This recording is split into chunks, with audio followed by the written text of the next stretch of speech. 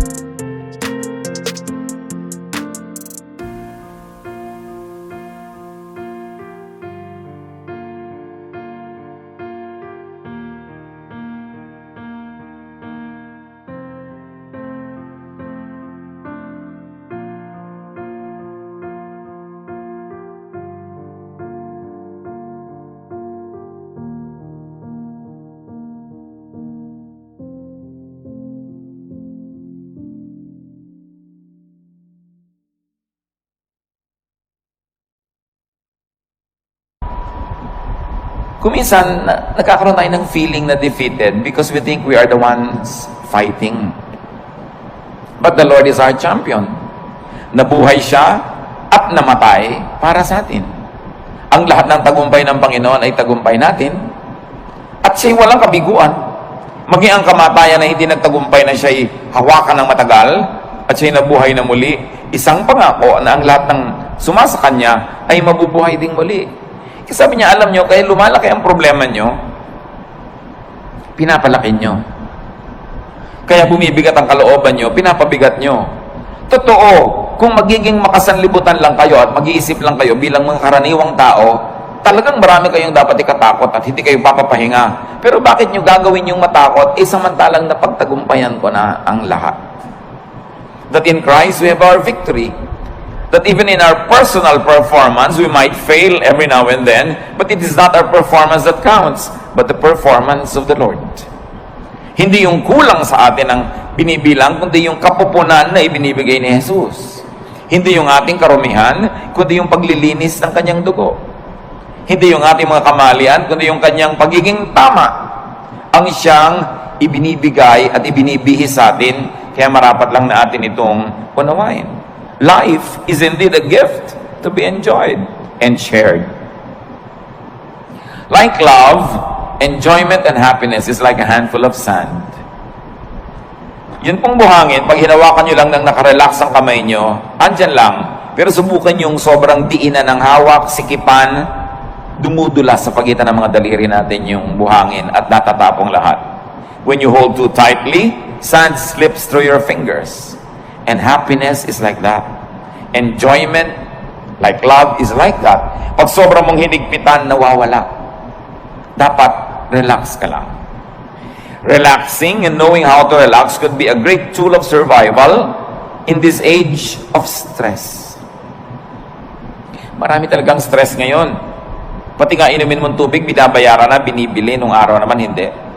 Maraming gastos ngayon na dati hindi naman gastos. Yung load, ang laki-laki ng pera mong napupunta sa load, dati naman hindi ginagastahan yan eh. Marami talaga.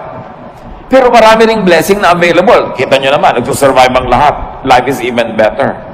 So how to rest and relax, or how to live really, is our topic. And how do you do that? Do not hurt yourself. Marami pong mga tao nasasaktan, kaya lang hindi nila alam sila ang nananakit sa sarili nila.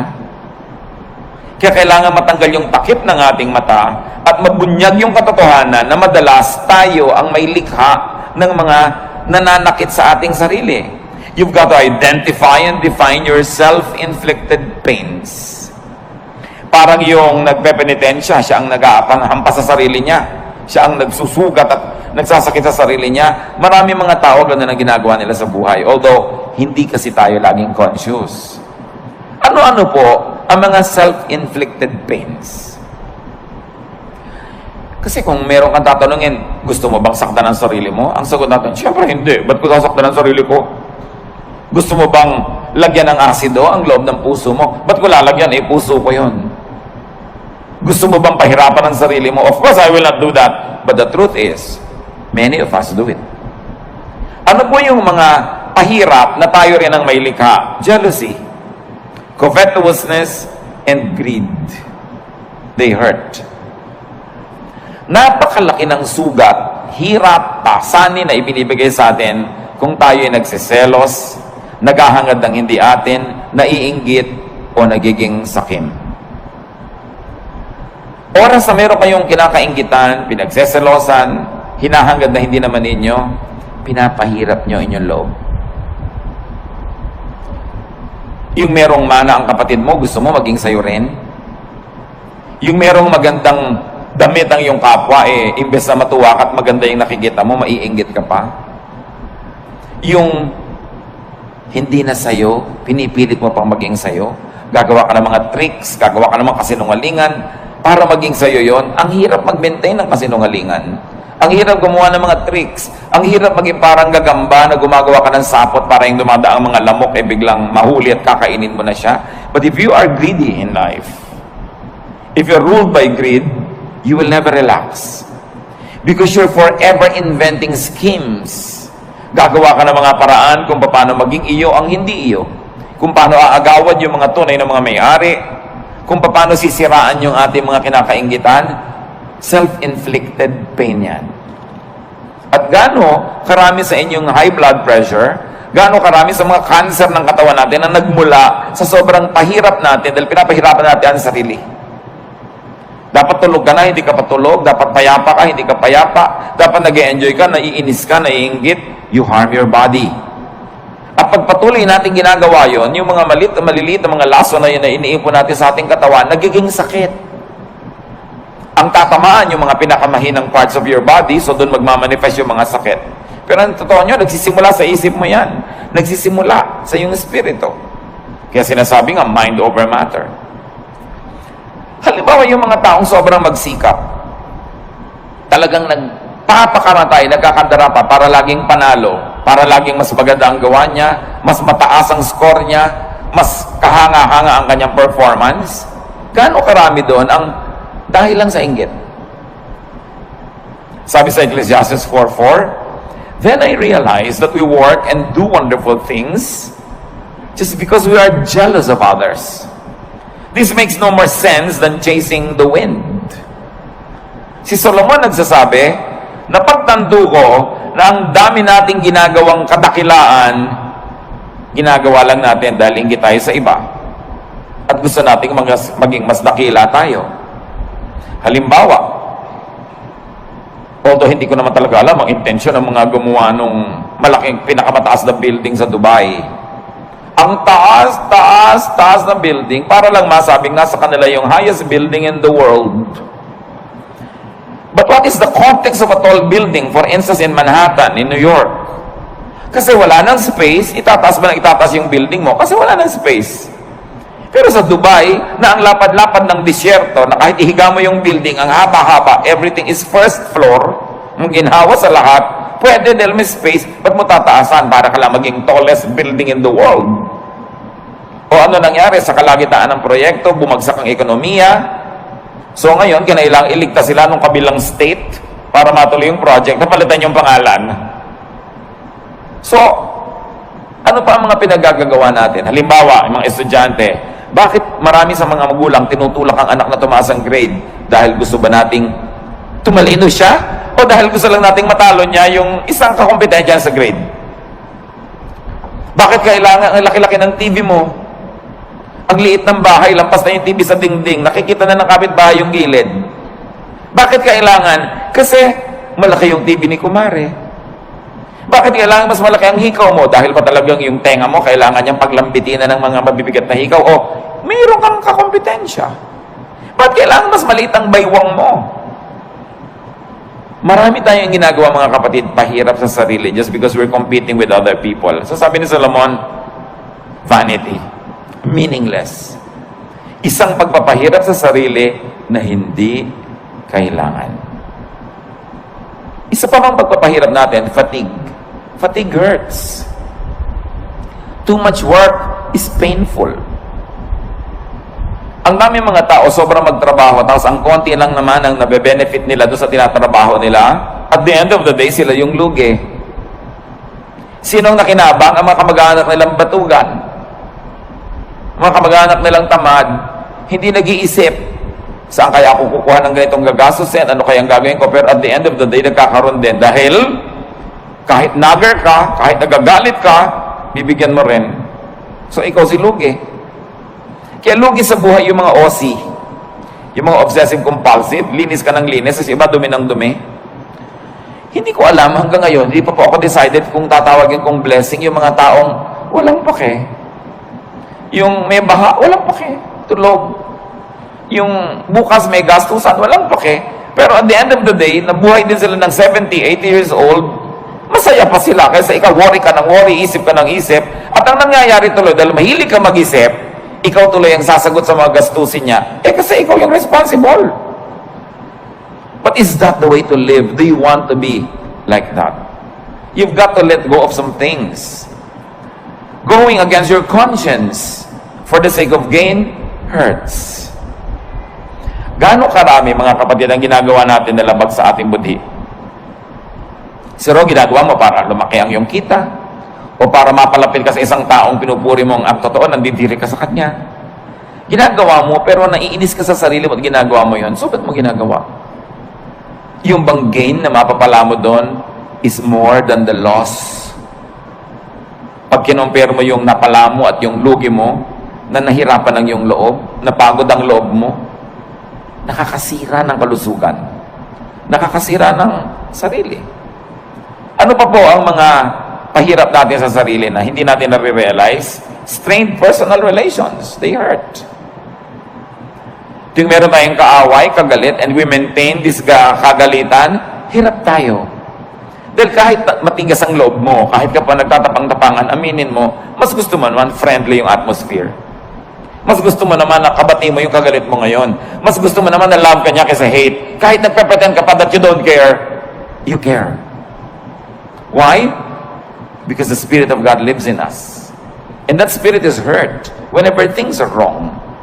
Kung ang mga relasyon natin sa ating kapwa ay pangit, kaya kami mga tao nagpapagamot, laging masakit ang ulo, laging masakit ang likod, laging masakit ang ganito. Tanong mo, marami ka bang kaaway na kamag-anak, kaibigan? Opo. Hindi mo kailangan ng gamot. Makipagkasundo ka lang, baguhin mo ugali mo, gagaling ka.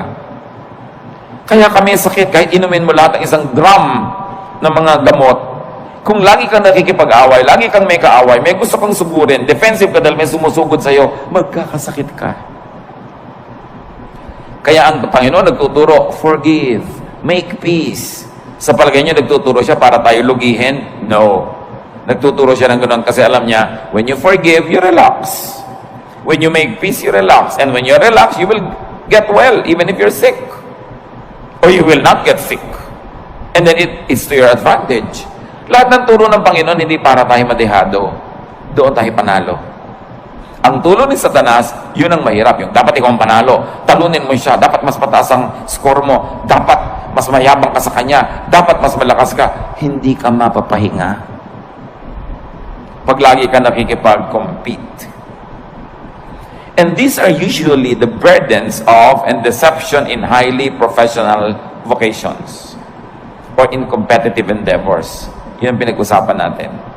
Kaya nga kuminsan meron tayong kapatid o pinsan na masyadong baliwala, yung sobrang bahala na, sobrang hindi siya nag-aalala. Ang totoo, mas minsan humahaba pa yung buhay niya kaysa sa'yo. Siyempre, ayaw naman natin maging ganon. Pero meron tayo kahit konting dapat matutunan doon sa mga taong marunong magsawalang bahala paminsan-minsan. Kasi pwede mong punuin ang buhay mo ng puro takot.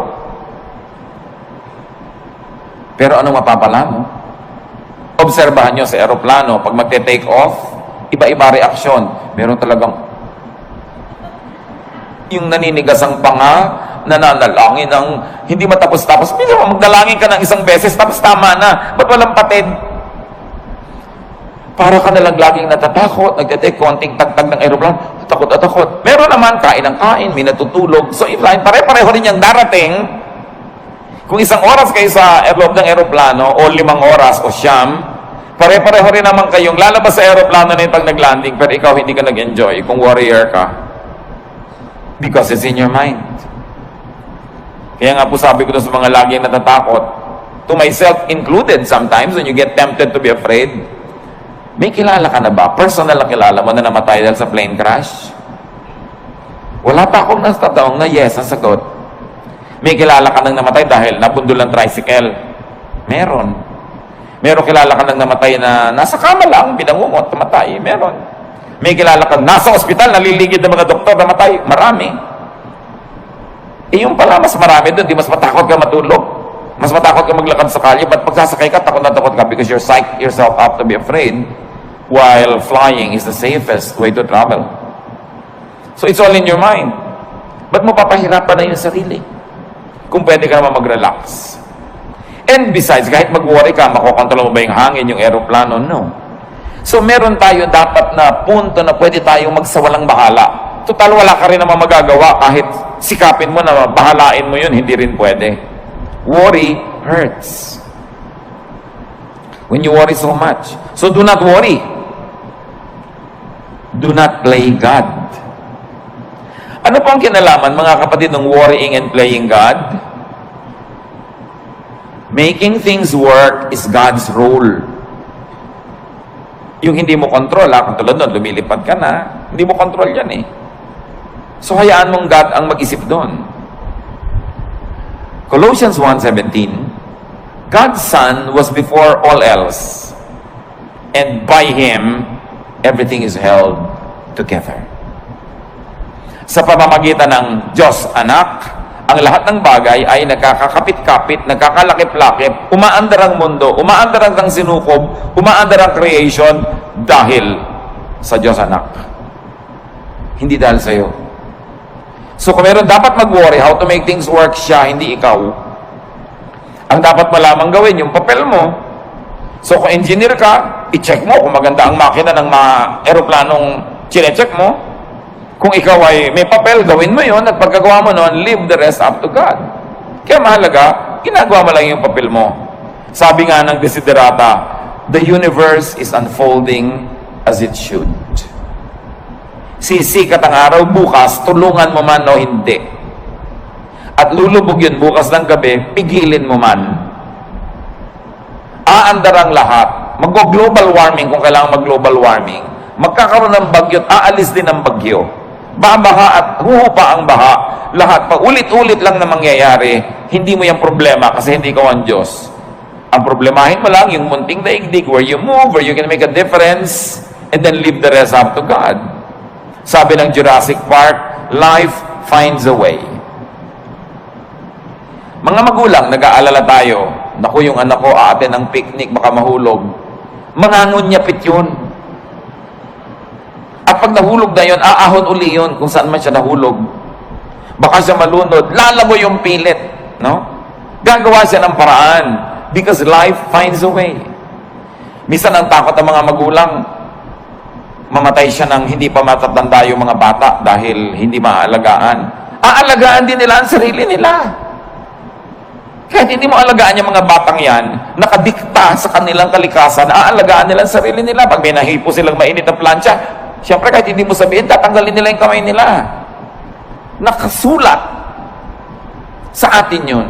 We were wired to survive, to reproduce, and to live the cycles of life that are assigned to us. So hindi natin dapat masyadong inaalala yan. Nakatakda yan. Huwag mo alalahanin ang shape ng bulkang mayon. Magiging perfect pa kaya yan ng matagal? Paano kung sumabog? May mga nagagano, nagwo-worry. Anong gagawin mo? Tingnan mo na lang siya. Kung hindi na siya perfect, tabi-tabingi. Find another beauty in it. But enjoy it while it lasts. Maybe you have a provider complex, or a protector complex, or a teacher complex, but do it only up to a point. Do not overdo being a provider, because even if you don't provide for your loved ones, they will find a way to continue living. Even if you don't protect them all the time, God designed them to protect themselves. You don't always have to be the teacher. You don't always have to be the moralizer, the one who says the right thing, because they will also hear it from other sources, aside from they will hear it from their conscience. So, don't play God, that's what I mean. Iinom ka ng gamot, inumin mo, manalangin ka, and let it work. Huwag mong alalahanin. Huwag mong buksan yung mga benda ng sugat mo para tingnan mo kung naghihilom na yung sugat mo, dahil lalo na namang mabubulat-lat, dudugo lang. Let it heal by itself. Just do your part. It's important, because when you over-worry, you get too tired, and fatigue hurts. Pag pagod ang tao, bumababa ang immune system. Madali kang magkasipon, madali kang magkaroon ng mga sakit pag pagod ka, kasi bumababa yung panglaban ng katawan mo sa mga invaders. Kaya dapat nagpapahinga. Observe design and load limits. You have to rest. Sa mga may mga bayani complex, rest. More work sometimes means more income, but often it means less happiness. More income doesn't always mean more happiness. Maybe more pleasure for the people who depend on you, but not necessarily for you. At meron kang tungkulin sa iyong sarili. Bago pa man ang tungkulin mo kahit kanino, kailangan buhayin mo ang sarili mo, pasayahin mo ang sarili mo, ipahinga mo ang sarili mo, at huwag mong payagan kahit yung mga minamahal mo, napatayin ka, sipsipin ang dugo mo, istrohin ang dugo mo, nag-e-enjoy sila, tapos ikaw yung nangangalirang at natutuyo. You have a duty to yourself. Life is a primary duty of life. At paglabag sa utos at kalooban ng Diyos na nagbigay sa ng buhay, napabayaan mo ang buhay mo. Kahit pa nga yung pagpapabaya mo, pagdugtong sa kaligayahan ng iba. Kahit sa airlines, makikita nyo doon sa kanilang mga anunsyo ng kaligtasan, pag nawala ng oxygen sa cabin, may malalaglag ng mga oxygen mask, anong gagawin mo? Una mong lagyan ng sarili mo. At pag nakakahinga ka na ng tama, at saka mo tulungan yung bata o yung matanda o sino man, you have a duty to yourself. And it's not selfishness. You were wired and created by God to protect the life that was assigned to you to protect. Yung ibang tao, ipoprotect nilang life nila. Sometimes we are overprotective But they will protect themselves because they too were wired to protect themselves. So do not overwork yourself. Rest from overwork. Learn appropriate contentment with what you make. Yung mga iba, lalo mga professionals, may kasabihan nga ngayon, dahil alam niyo sa Korea, South Korea, sobrang modernization at sobrang materialism tuloy dahil doon, dahil puro pera, may kasabihan ngayon doon, a Korean man gets stomachache when his cousin builds a new house. Dahil naiinggit siya, bakit may bago siyang bahay? Anong problema kung ba't di ako nakakapagpagawa? So papagawa din siya. The competitiveness is too much. That's why one of the highest rates of suicide dyan. Dahil sa competitiveness. 1 Timothy 6:6-7, and religion does make your life rich by making you content with what you have. We didn't bring anything into this world, and we don't take anything with us when we leave. Sabi dapat kontento ka kung anong meron ka. Hindi sinabi na kung ano na lang nandyan pwede na. Kasi itinuro, 6 days you shall work, and on the 7th you will rest. So it follows that you will really achieve, that you will acquire, that you will amass, and you will have. But the point is, be contented with what you naturally have. So kung ito pa lang yung kinikita mo ngayon, ginagawa mo naman yung best mo, huwag mo i-compare sa kita ng iba, to the point that you will kill yourself trying to beat that other person and trying to make more. Kaya nga sa mga highly professionalized fields, totoo yan, ang daming may ulcer, ang daming may insomnia. So they squander their youth trying to make money, and when they are old, they use all their money to become healthy again. So mahalaga, iniingatan mo yung katawan mo na may limit ang pwede kong gawin. Hindi ako pwedeng lagi nagpapakabayani. Hindi ko laging sosolve ang problema ng daigdig. I will have a healthy level of self-preservation. Do not strain yourself to make now what you should still make tomorrow. Yung kikitain mo pa bukas, huwag nang kitain ngayon. Magpahinga ka naman. At sabi ni Solomon, the more money you make, the more people come to spend it. And don't you find it true? Nung maliit ang kita nyo, hindi kayo pinapansin ng mga tao, so yung maliit ang kita nyo, kasya sa inyo. Nung lumaki-laki, biglang naalala na ngayon ng nanay mo na malaki yung kita mo, naalala ng kapatid mo, naalala ng pinsan mo, heto na ngayon nakadaing sa'yo, nakahingi. Lumaki palalo ang kita mo, pati mga pinsan mo ngayon nagdadatingan na para makihalo at makikuha sa mga kinikita mo. So ikaw ang mag-isang nahihirapan, nagdurusa, yung iba ibinebenta ang kaluluwa, ginagasgas ang muka, sinasaktan ang sarili para kumita, tapos ang daming humuhot-hot. Do you like that? Pag marami kang kinikita, maraming makikiparte. Dadaming kamag-anak mo, maraming tutuntun sa'yo. Hindi naman masama maging matulungin tayo. But making more money at the expense of your health and peace does not always benefit you. Probably it benefits other people. And this is not what you want to happen in your life. Do not strain yourself. Natural lang dapat. At sabi ng Panginoong Jesus, let the day's own trouble be sufficient for the day. Tomorrow will be another day. Another problem with a solution. Do not try to solve the problems of tomorrow with today's solution, because today's solution is only for today's problem. Parang yun ding pera mo, for today lang yun, so spend it. Paano bukas? Tomorrow, you will earn again, and you will spend for tomorrow. But when you spend your income now for what you will still have to spend on today and tomorrow, kulang. Kaya dapat, hindi rin natin pinapass forward ang expense. Don't spend more than what you earn. And you should be responsible in handling your money. Kasi para hindi ka ma-stress. At para hindi ma-stress ang mga mahal mo sa buhay. Kasi kung minsan sobra kang relaxed, kaya namang pala nagkakaganon, ang sobrang nahihirapan, yung kasambahay mo. Magkakapera ka, gagastahin mo sa walang kwenta. Pagdating ng bill ng kuryente, ng tubig, itong kasambahay mo nagbabayad. So, ang pinag-uusapan natin mga kapatid is how to rest and also how to let your loved ones rest. And that happens only when you are responsible. So, responsible enough tayo. Do not be overly competitive, but don't also be overly sacrificing for others. Yung sobrang pagsasakripisyo para sa kapwa, hindi yan turo ni Jesus. Turo lang yan ang simbahan kumisan. Mark 6:31, a very interesting episode in the Lord's ministry. But so many people were coming and going that Jesus and the apostles did not even have a chance to eat. Then Jesus said, let's go to a place where we can be alone and get some rest. So sabi niya ba, very un-Jesus yata? Ang daming tao na kailangan ng pakainin. Ang daming tao kailangan pagalingin.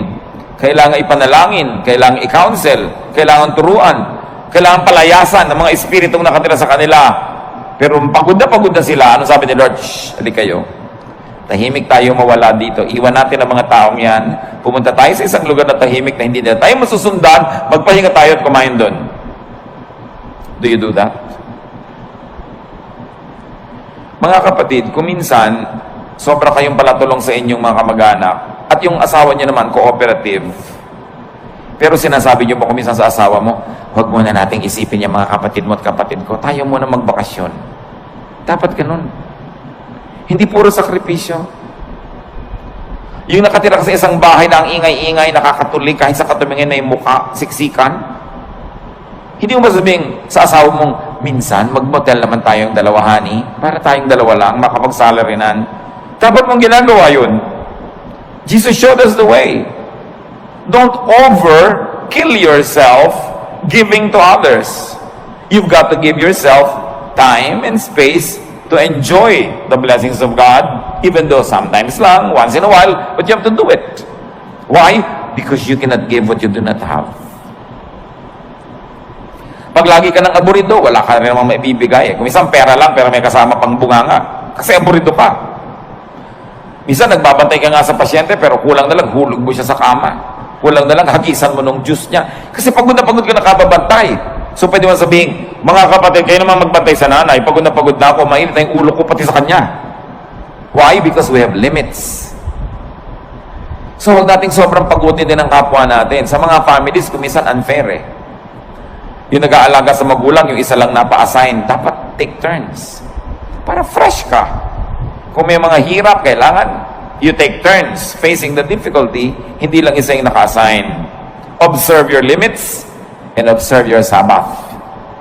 Kaya ang Panginoon, sabi niya, iwan muna natin sila. Kahit mamatay tayo dito, katutulong, hindi pa sila mauubos. So, kailangan magpahinga rin tayo.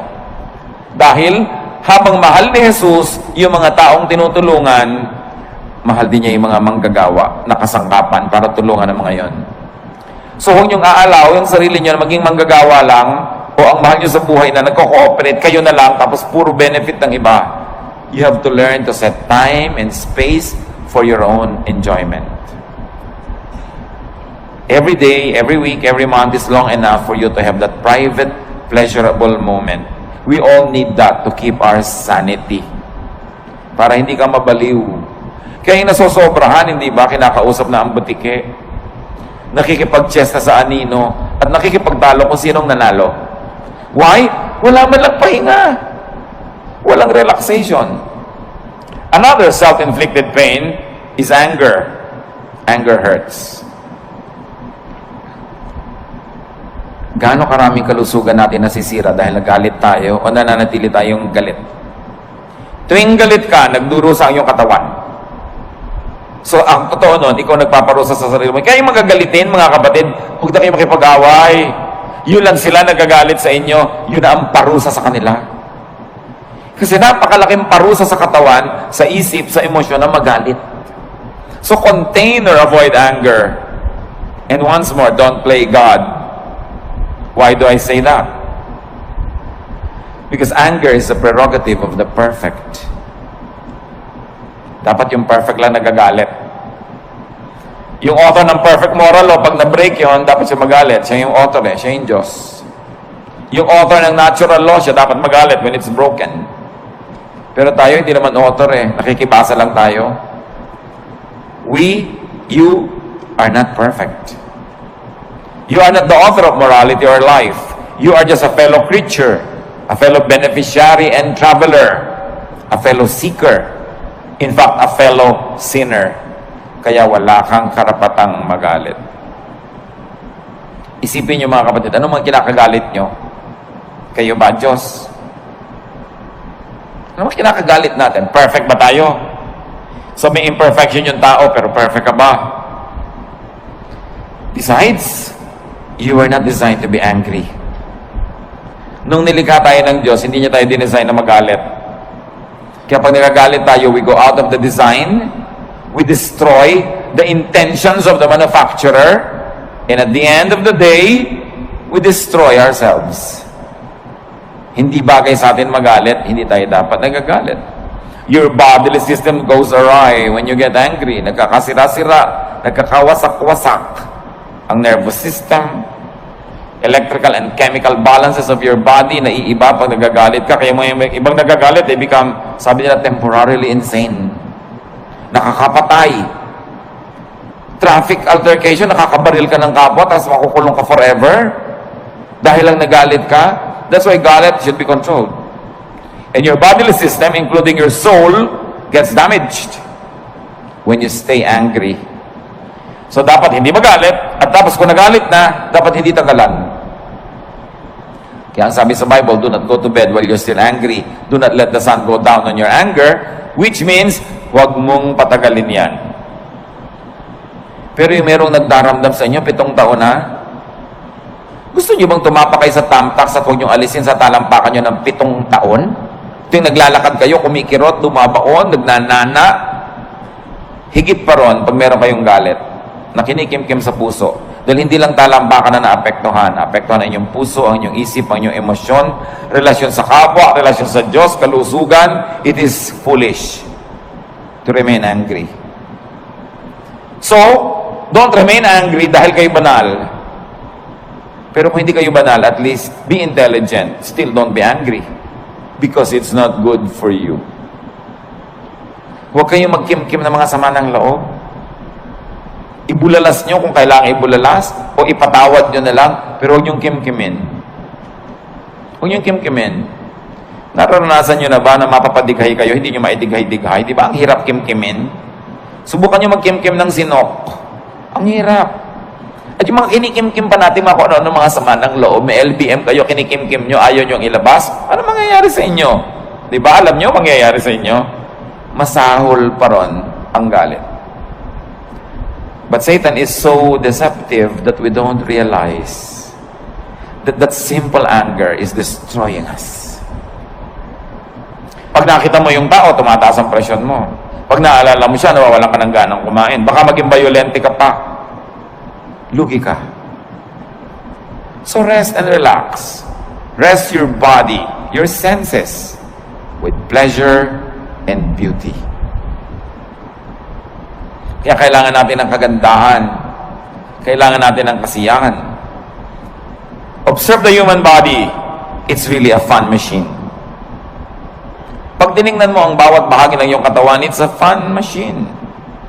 It was designed for sensual experience, which religion demonizes, but the law of nature is the purest law of God. So ginawa kanya ang body mo na may mga kiliti, may mga saya. Bakit pagka inom ka, mayroon pang masarap na temperature? Pagkakakain ka, may masarap na lasa? May tamang alat, tamang asim? Bakit pag may tinitingnan ka, dapat maganda yung shape, tama yung kulay? Pag may pinapakinggan ka, hindi noise, dapat music.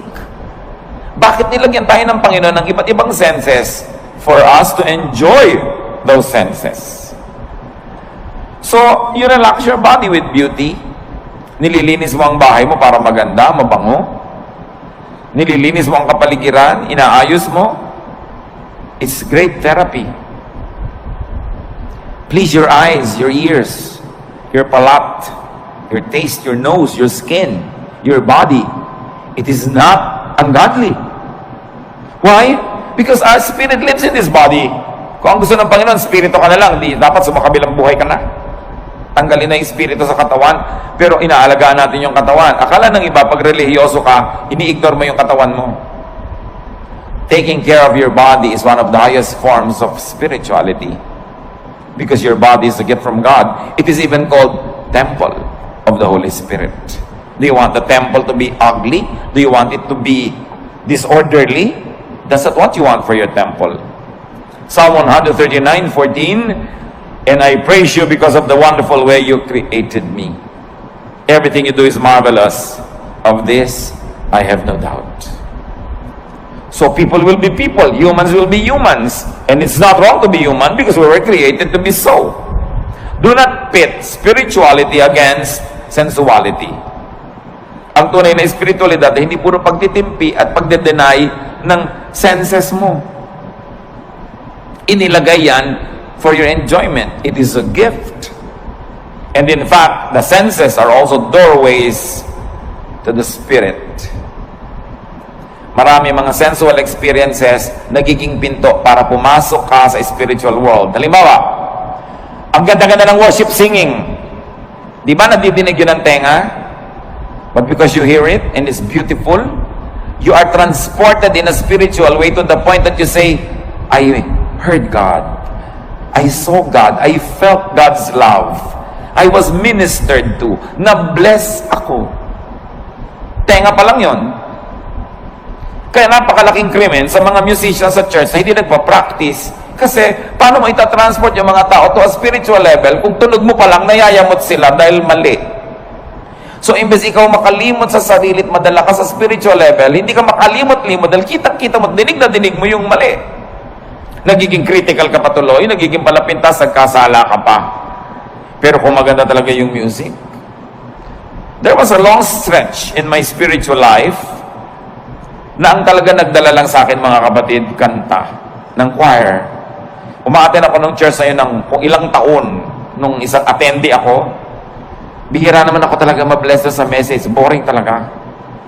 Bihira talaga ako mabless sa ibang nakikita ko, pero inaabangan ko lang yung kanta ng choir. And that sustained me for a long, long time. It was enough food for me. But can you imagine kung maganda na yung kanta ng choir, maganda pa yung message, mabait pa yung kapatiran, mabango pa yung church, maayos pa lahat? Maraming pinapasukan sa senses natin yung blessing ng Diyos. Kaya hindi ba may aromatherapy? Pagpupunta ka sa mga spa, ano pong gusto nyo? Yung nakakapagpahinga, yung nakakagising, yung nakakatulog, kung ano-anong maipapaamoy sa'yo, pipili ka ng scent. Because through the nose, the spiritual world becomes real. Kaya kung nakatira ka sa mga lugar na ang baho-baho ng paligid, di ba away ng away ang mga tao doon? Kasi pag amoy mo, nasa utak mo na agad yung baho. Sa palagay mo, kung puro baho ang naaamoy mo, babait ka. Ang hirap. So you don't deny the senses and use the senses to rest. So kung makikinig ka ng magandang music, may naamoy kang mabango, may nakain kang masarap, kahit hindi mahal, mapapahinga ang katawan mo. At yung pahinga na katawan, tinatahanan nyo ng espiritong payapa. Kahit gaano kataas ang espiritu mo, kung nasan yung katawan mo, dun yun pupunta. So kung ang baba-baba ng level ng katawan, nahihila niya pababa yung spirit. Kaya sinasabi, the spirit is willing, but the body is weak. So the body has to be strengthened. With pleasure, with rest, with cleanliness, with righteousness. So indulge your senses. It's an act of union with your Maker. Kung gustong makipagniig sa atin ng Diyos, diyan siya pumapasok sa mga pinto na yan, sa senses natin, at sa ating brain. Kaya yan ang maraming paraan para tayo makakonekta sa Spirito. Your body, after all, is a temple of the Holy Spirit. Ecclesiastes 8:15. So I think we should get as much out of life as we possibly can. There is nothing better than to enjoy our food and drink and to have a good time. When we can make it through, then we can make it through this troublesome life that God has given us here on earth. Ano sinasabi ni Solomon na pinakamatalinong tao sa lahat? You must get the most out of life. You must get the most pleasure. You must get the most fruits. Eat the best when you can. Listen to the best. Have the best.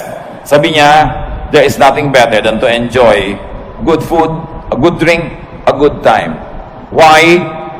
Because life has a lot of troubles. It had a lot of troubles, it's having a lot of troubles, and it will present a lot of troubles. Iba na yung pinatatag ka na ng napakaraming magagandang karanasan, pampatibay sa'yo, pagka ikaw ngayon ay pinupukol, binabato, itinutulak, ginigiba ng mga pangit na karanasan, meron kang pagkukunan sa iyong alaala ng mga masasarap na mga kanaalaala, payapang mga moments in your life, and it will strengthen you. Kaya yung mga bata na pinalaki sa kalupitan, sa palo, sa walang pag-ibig, usually buong life halos disoriented sila. Unless kilalanin nila na kailangan nila magpatawad, magbagong buhay, at kilalanin nila yung pagbabago ng Panginoon, all their lives have become a slave of their dark past. Kaya mahalaga, pinapaganda mo hanggang maaari, lalo sa mga bata. Sabi ni Solomon, tuwing makakapag-enjoy kayo, mag-enjoy kayo. Kasi may mga panahon, kahit may pera kayo, wala kayong gana. Makakabili kayo ng pagkain, pero magaan lalamunan nyo. So ngayong may pambili kayo at meron kayong gana, eat. Bata kayo, kaya nyo yung mamasyal, pumunta doon, gawin nyo yun. Basta binabalansin nyo lang ng tamang pagtatrabaho, responsibility, faithfulness to God. Meron ka ngayong kakayanan na mag-enjoy, enjoy it. Dahil ang bukas hindi mo alam kung pwede mo pang ma-enjoy. Food and drink and good times need not be expensive. Food and drink and good times need not come from damaging toil and overwork, and it need not be paid for with a damaged body and a bruised soul. Hindi totoo ang chismis na kailangan mo pa magkasala, magnakaw, gumawa ng masama para ka mag-enjoy sa buhay. Maraming bagay na libre at maraming bagay na hindi naman mahal. Ang kailangan lang baguhin natin attitude. We must remove from our value system the notion, the mistaken notion that spirituality means suffering all the time. If God likes you to suffer, bakit niya lagyan ng nerve endings ang iyong katawan that is meant for enjoyment? Because God likes us to have a good life. No eye has seen, no ear has heard, no mind has conceived what God has prepared. Jesus, para gumawa ng mga mabuti at yung mga magagandang gawain natin, inassign na noon pa man, bago pa tayo sinilang. So may assignment tayong lahat na gagawing mabuti. At pag hindi nyo ginagawa yon, may bahagi na inyong puso na lamukot, lukot, tiklop, pipi, nagdurugo, nasasaktan, may kirot. Kasi wala ka sa design. Dapat hanapin mo, kapatid, ano yung assignment mo sa mundo, anong mission mo. Sa buong buhay, sa isang taon, sa isang buwan, sa isang linggo, sa isang araw, sa isang oras, nag-iiba-iba yung mission na yun. Lagi ka lang sensitive. Anong maganda na pwede kong gawin ngayon, ang assignment ko kay Lord? Gawin nyo. Sasaya kayo. Basta ginagawa nyo ang kalooban ng Panginoon, may pera kayo't wala, malusog kayo't hindi, nag-iisa kayo o may kasama, may malalim kayong saya na tinatawag sa English na joy. It is not dependent on outward events. It is there in your spirit. Pero, pag alam na alam nyo kung ano yung mabuti nyong dapat gawin, tapos maang-maangan kayo, in-ignore nyo, di nyo ginawa, kahit may pleasure kayo, kahit may pera, kahit maganda yung kapaligiran, may nagluluksa sa inyong kalooban na hindi nyo pwedeng itanggi at itatwa. So, ang pinakamabuti sa tao, maging totoo sa espiritu, maging totoo sa sarili. Be in character, be true to form. You were not an accident. You were created before the foundations of the world by God's will. Hinintay lamang na lumabas ka sa panahon at sa lugar, pero meron ang kalooban ng Diyos para sa iyo at may assignment ka na. Dapat yung gawin, dapat yung hanapin. Pag hindi mo ginagawa yon, may pera ka man, mataas man ang iyong kalagayan, sikat ka man, may kulang. Parang naglalakad kang merong bato sa loob ng sapatos mo na natatapakan mo, hindi masaya, hindi masarap. Psalm 62:1, my soul finds rest in God alone. My salvation comes from Him. Hindi tayo mapapahinga hanggang wala tayo doon sa sentro ng kalooban ng Diyos. So huwag makipagtunggali, huwag lumaban, makiayon. Flow with the Spirit of God, enjoy the trip, enjoy life, do what you have to do good, be righteous, and then meet your Maker when time comes. There will be no regrets when you have lived a full life. Nabigyan mo yung dapat mong bigyan, nakain mo yung gusto mong kainin, which of course entails work. You have to work, you have to earn it, so that you will have something for yourself and more to give away. Kasama tunay na espiritualidad ang pagtatrabaho, yung pagiging responsible, but don't be overly responsible because you will only be full of stress. Marunong ka dapat magsara ng dapat isara, lumimot ang dapat limutin, magpatawad ng dapat ipatawad, para nakapahinga ang iyong kaluluwa. Pero mahalaga, punuin ang buhay ng mabubuting gawa. Revelation 20:12, I also saw all the dead people standing in front of that throne. Every one of them was there, no matter who they had once been. The book of life was opened. The dead were judged by what those books said they had done. So lahat ng ginawa natin, ginagawa, gagawin pa, nakalista. at magiging basihan ng final judgment. Doing good places you in the path of God's blessings. Doing good gives balance and peace. Halimbawa mga kapatid, nalilito kayo, gagawin ko ba mabuti o yung hindi mabuti? May masama sa akin, gagantihan ko ba ng mabuti o anong masama rin? Huwag na kayo malito. Gawin nyo na lang yung mabuti. Because God is a perfect accountant. Marunong siya mag-debit, credit, balance. Halimbawa, meron kang ginawa ng mabuti na hindi mo naman dapat gawan, sumobra. Sa palagay nyo, hindi ibabalik sa ni Lord yung sobra. Pero meron kayong dapat gawa ng mabuti, pero kulang ang ginawa nyo. Sa palagay nyo, hindi kayo sisingilin. Kumuha ka na lang ng tama. Huwag kang mag-alala na sumobra yung tama. Kasi, credit yon. Pwede ngayong itapal sa mga marami mong kulang sa buhay. Kaya sabi, just love. Keep loving people. Because love covers over a multitude of sins. Maging maibigin ka. Dahil yung pagiging maibigin, nagiging pantakip sa maraming kakulangan sa buhay. At pag pinag-aralan nyo yung word na pwede mong itanong, sino yung natatakpan ng pag-ibig? Yung iniibig o yung umiibig? Pareho. Pag tinignan nyo yung Greek word na ginamit doon, pwedeng gamitin both ways. Na pag maibigin ka, yung pag-ibig mo, natatakpan yung pagkukulang ng taong iniibig mo. At di ba totoo? Pag mahal nyo yung tao, na pagtatakpan ng pag-ibig nyo yan eh. Pero ito pa, pag maibigin kayo at umibig kayo sa kapwa, pati yung mga pagkukulang nyo, natatakpan. That's why love is the answer. And you know the other side of it, the opposite, hatred. Why hate when you can love? Pareho lang nakakapagod yan. Parehong kailangan mo invest na ng emotion, ng kilos. Mas nakakapagod pa nga to hate. Pwede kang sumimangot, pero pwede ka rin ngumiti. Mas maraming muscle ang ginagamit pag naninimangot, kaya mas tatanda ka. So ngumiti ka na lang. Why do wrong when you can do right? It's not even a choice. It is so obvious that it should not even be a choice. So doing good places you in God's blessings. And doing good is powerfully therapeutic. Kapag dumarating yung panahon mga kapatid na naiinip kayo, nalulungkot, nababagabag, na-stress, kaka-nervous breakdown,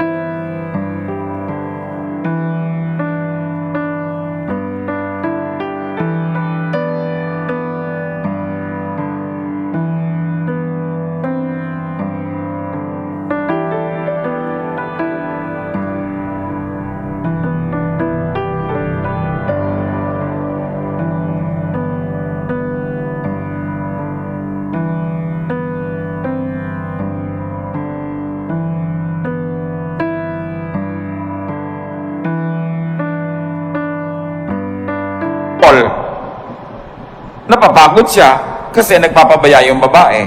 Ganon din yung lalaki. Pag lalaki ka, hindi ka responsable, hindi mo ginagawa ang tungkulin mo, inoobliga mo yung asawa mong babae na siyang gumawa ng dapat ikaw gumagawa. And it's unfair, it's unkind, and it will get back to you. Hindi ka man gantihan ng asawa mo, gagantihan ka ng langit. Again, because God is the greatest accountant. Debit, credit, balance. Magbabayad at magbabayad ka. Sa pagpapahinga natin mga kapatid, tiyakin ninyo na hindi naman kayo nagiging pabigat sa iba, baka sobrang pahinga na yan. Kailangan responsible ka. And you must let others rest too by being responsible. Ama namin sa langit, salamat sapagkat pwede kami magpahinga. Maraming dahilan para kami mabahala, maguluhan, malito. Pero may isang dahilan para kami makarelax at kayo yon. You are our God. You are our Creator. You're the author of life. You're God of heaven and earth. And you love us. Because of that, you guide us, you teach us, you correct us, and you balance our lives. Turuan niyo kami, Panginoon, na gawin ang dapat namin gawin bilang nilalang